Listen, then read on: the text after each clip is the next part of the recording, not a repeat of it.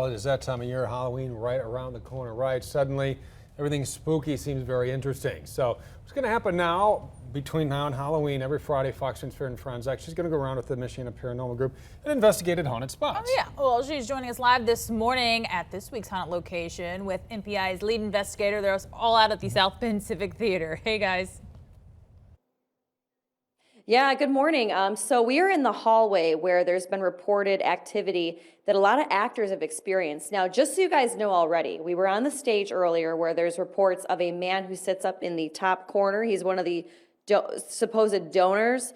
We experienced a little bit of stuff on the stage. We had a lot of problems with our cell signal and, maybe the battery getting drained a little bit. That's kind of something that happens a lot when these paranormal investigations go on. But to talk a little bit more about what some of these actors encountered and some of the evidence or some of the stories you have heard is Jeff with Michiana Paranormal. So tell us a little bit about this man in the chair.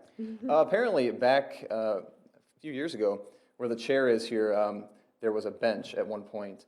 And apparently one of the actors that does shows here said that during one of the performances they came out and they were doing something with homeless people, dressed as homeless people. They saw someone that kind of fit that description sitting on the bench.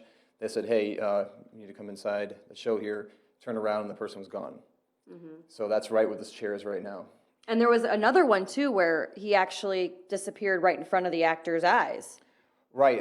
There was one where they were holding the door open for somebody, and they turned around, and the person wasn't there. Yeah, that's so creepy. Now, you guys, your main objective is to debunk a lot of this. So what debunking have you guys done in the past? Oh, we have one specific story. When we go into a residence or a business, we like to not automatically assume that it's haunted and there's ghosts there. We like to figure out, hey, is there something else in the natural environment that's causing what they're experiencing?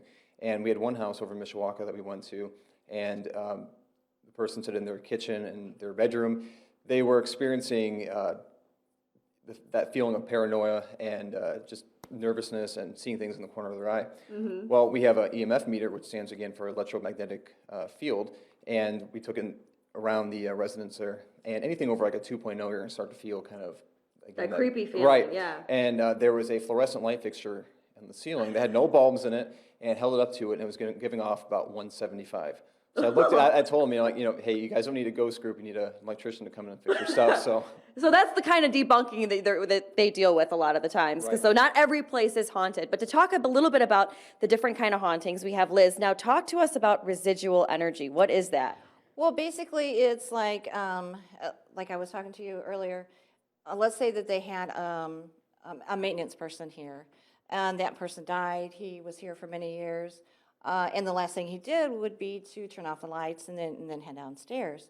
Well, let's say they kept seeing that same person. That would be residual because that person wouldn't interact with anybody. If somebody called out his name, he wouldn't interact. He would just go about his daily routine. But then you do have some that do react. Absolutely.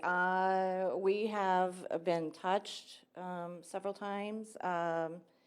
We can hear something, we can hear stuff move, so we know that they're there.